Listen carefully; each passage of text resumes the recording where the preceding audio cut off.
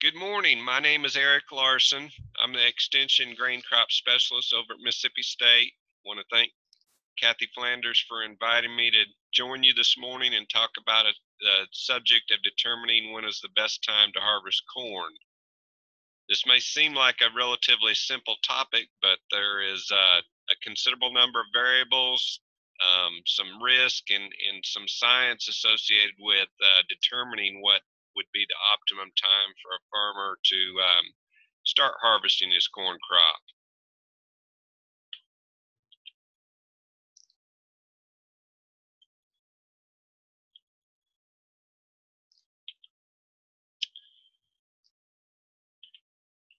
When corn reaches physiological maturity, corn kernels have accumulated all the dry matter that they're going to. Um, they form a black layer at the base of the corn kernel, which is an abscission layer. This abscission layer effectively cuts the corn kernel off from the cob, so that because the corn kernel is mature, it's no longer actively accumulating dry matter. There's no longer any moisture exchange with the rest of the plant. So that plant, after it reaches physiological maturity, the plant turns from a living green plant to dying, as most annual crops do, like wheat. Corn will literally die as it endures the typical stress of the season after physiological maturity. And at that point, the grain is simply the only or the only process that occurs is that grain loses moisture from that point on. So when corn reaches physiological maturity, the grain moisture is about 30 to maybe as high as 35% moisture. And that's important because even though corn can be harvested at 30% moisture anytime thereafter, the safe storage moisture for storing corn, whether it's in the back of a truck or certainly long-term putting it in grain bins, is about 15% or less. So there's a considerable amount of drying that needs to occur from the time period that corn reaches physiological maturity until the time it can be safely harvested, or there needs to be considerable amount of drying occur, whether it's artificial or natural drying in the field. So there are several methods to go about this process of drying. A farmer has basically three options. He can either let the crop dry down in the field and just simply wait for it to dry down to what he considers to be a moisture that's fine to go to harvest with, and take the risk associated with that process himself. The second option is if he has grain bins and dryers on his farm, he can artificially dry the corn down to a safe storage moisture. And the biggest risk associated with that, or the biggest issue with that, is that having the physical facilities and the monetary expenses associated with having these facilities on farm to accommodate this process. The third option is simply harvesting at a moisture above 15% and carrying that corn to the elevator, where they will assess a monetary dockage, or basically a fee associated with drying that corn down. And dockage is the layman's term, I guess, that elevators use for this fee that they use to assess for high moisture content grain coming to the market facility. The first thing I want to do is talk about what the normal field drying rate is for corn in the Mid-South after it reaches physiological maturity. First of all, most corn that's planted in March and throughout the month of April will likely reach physiological maturity sometime from late July through the month of August, depending upon the latitude in the state and the time of planting. Obviously, early plantings are going to reach physiological maturity earlier, and corn maturity is determined by heat unit accumulation. So the farther south you are in the state, the quicker you'll reach physiological maturity compared to the northernmost counties in Mississippi or Alabama. But the drying rate, as I mentioned earlier, at physiological maturity, you're going to be somewhere in that 30% range, maybe slightly above that. And you can see from this graph, the first thing that you often see referred to is that the average drying rate after physiological maturity is somewhere in the neighborhood of about 0.6% moisture per day. When you look at this graph, you will see that we don't have a linear response. So that number is not consistent during this time period.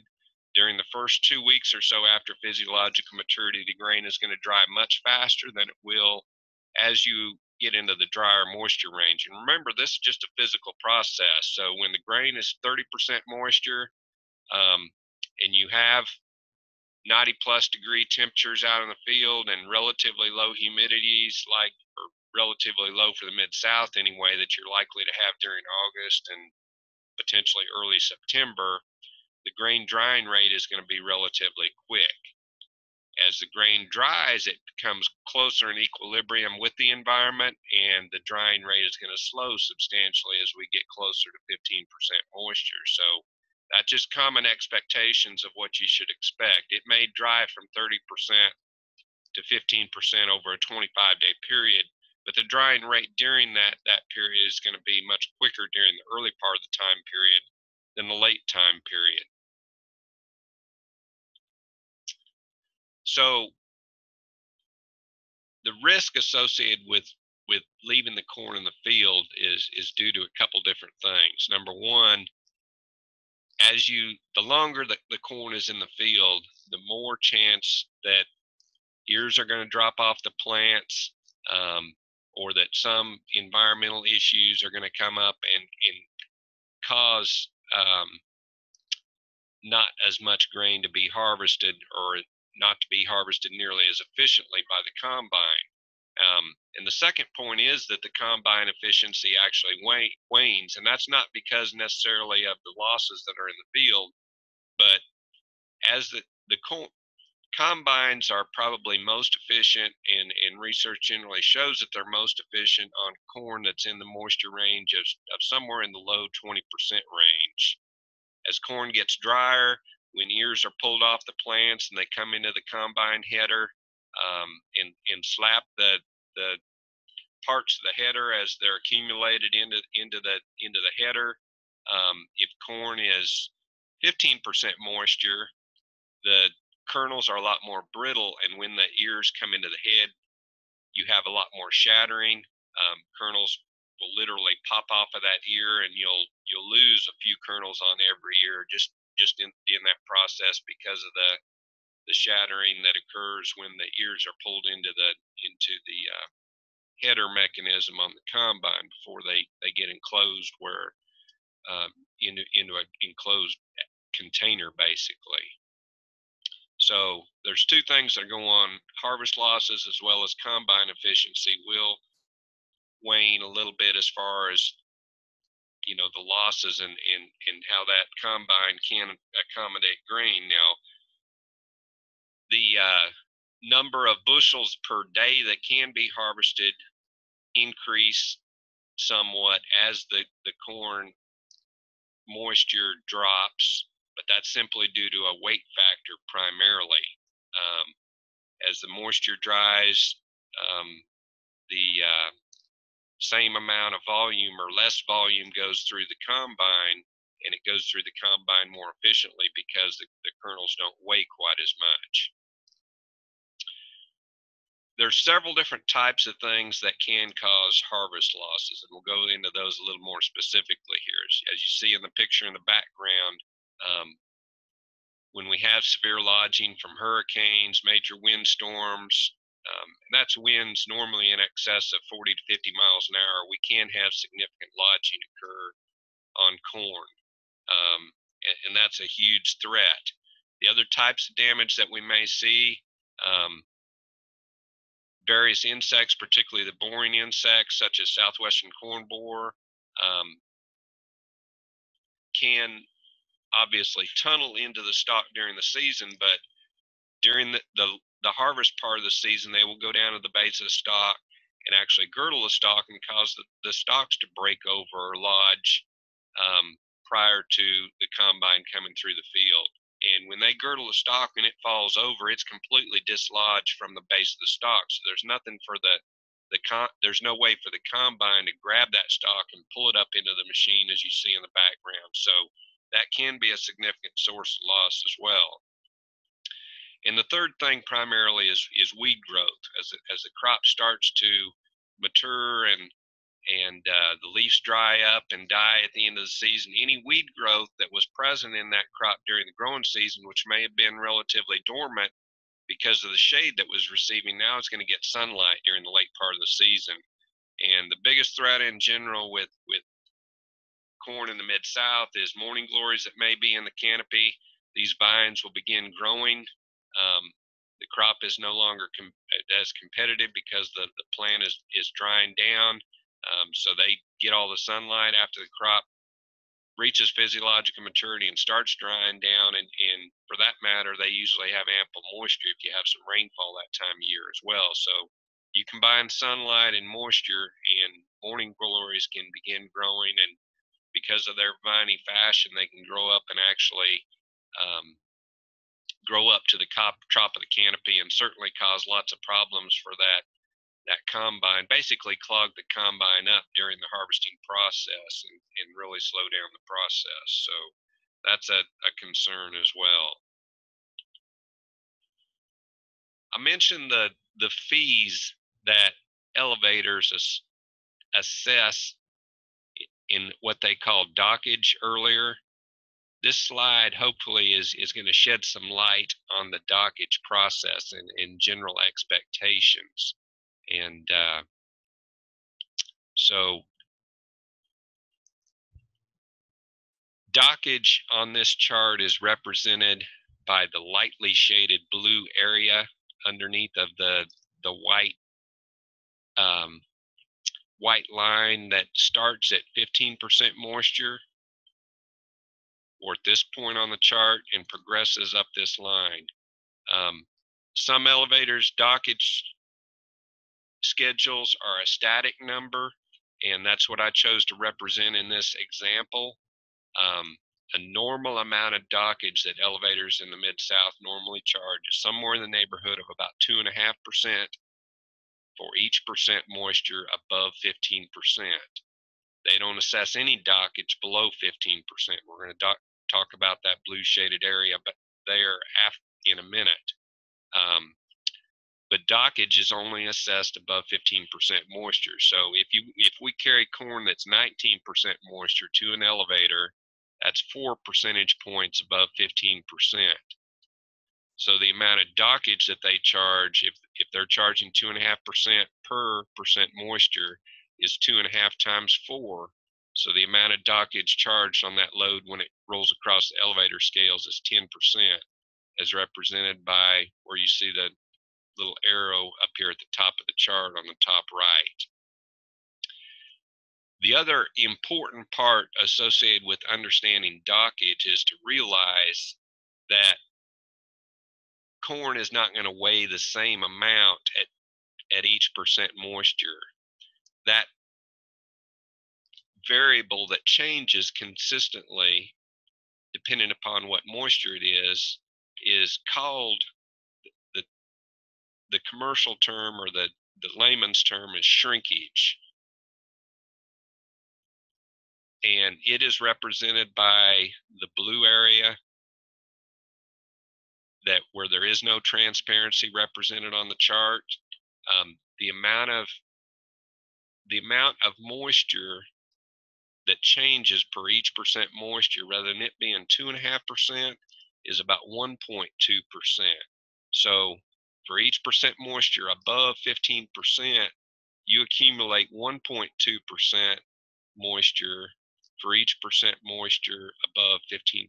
So if we go back to our example where we carried 19% corn to the elevator, 1.2 times 4 is going to be the amount of moisture that we're carrying to the elevator that we would not if we carry 15% moisture to the elevator.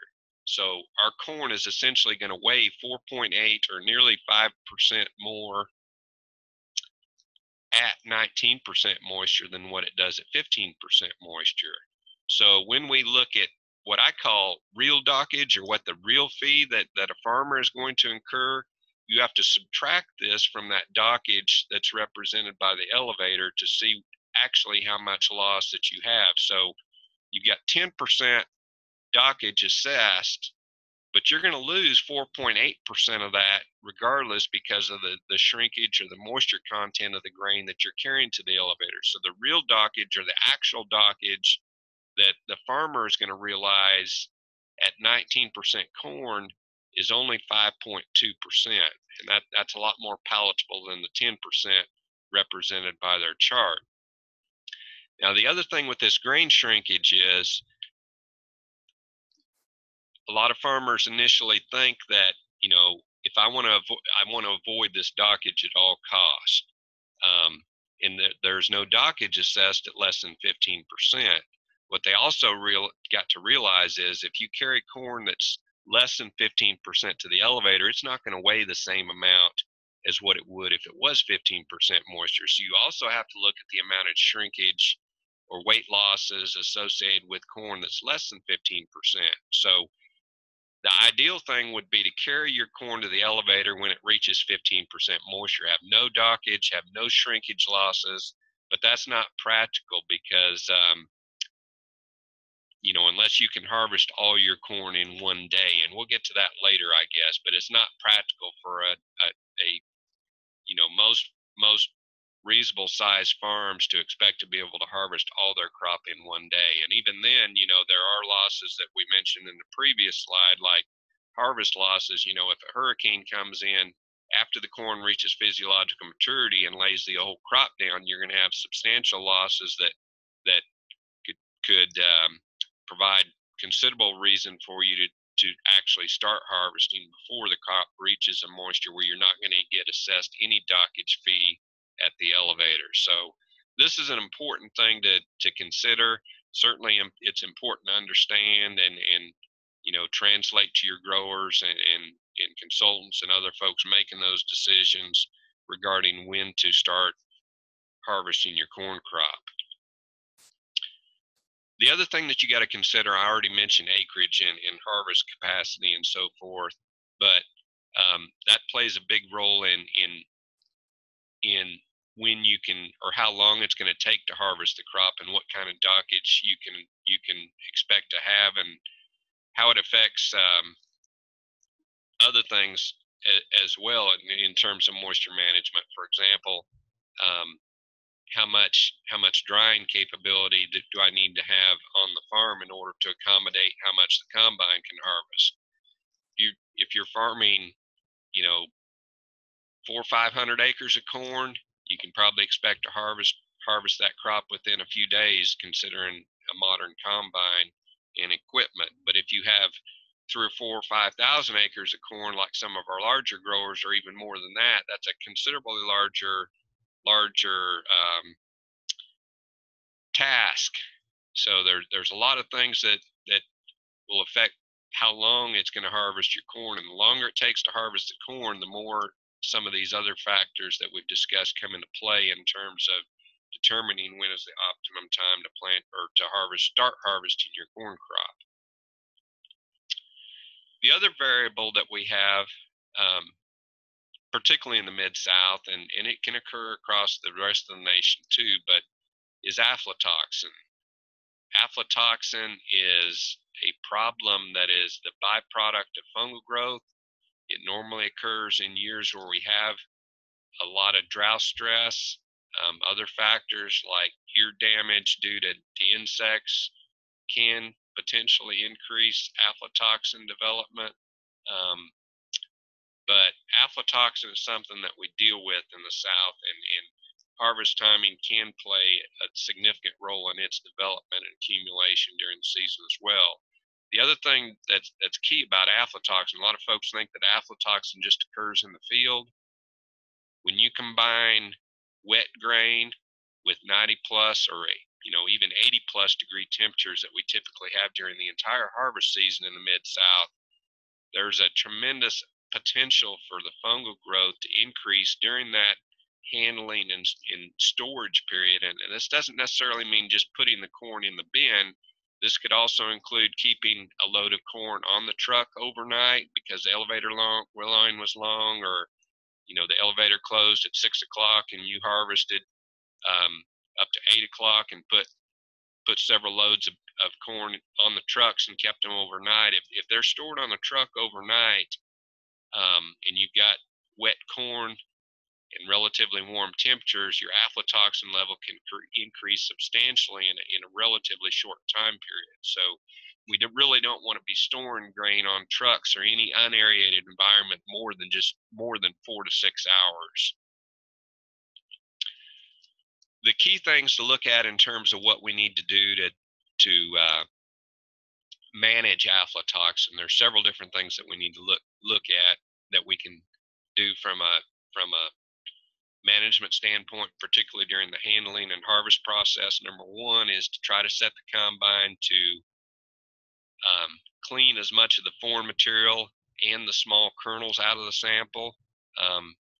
Being a university person and doing research plots, one of the things that I noticed early on was anytime that we hand sample corn in the field, hand shell corn as opposed to catching the corn from the same field with a combine, we're going to have lower aflatoxin content in the sample that's collected by the combine, and that's due to a couple different reasons. Number one, aflatoxin is only contained in a very few amount of kernels in the overall sample.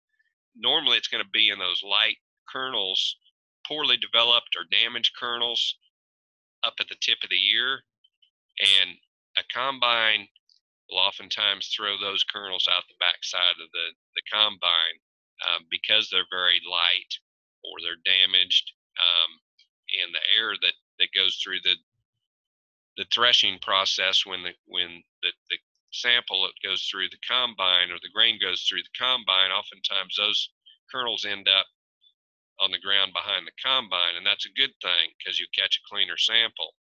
The other key thing is aflatoxin is driven by that fungal growth. So the key thing to manage that fungal growth is to dry the corn sample to less than 15% as quickly as possible, or certainly within 24 hours if we're putting it in a bin, even if there's aeration. I already mentioned that you definitely need to not store grain on trucks or any unaerated environment for more than 4 to 6 hours. They need to go to the elevator to a safe storage spot as quickly as possible. The other thing that you need to do is sanitize your handling and storage facilities, and this includes things like hoppers where you're augering corn into a bin.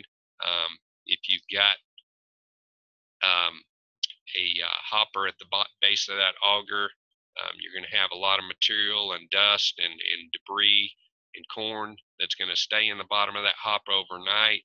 And if it's high moisture, or it's certainly going to accumulate some moisture due overnight too. That's a breeding ground for the fungal growth, where you can actually escalate your aflatoxin levels by promoting and contaminating your own crop during that storage process, or future grain that comes through those facilities, or that contamination point during the future. So make sure that you keep those clean and sanitized as well as possible.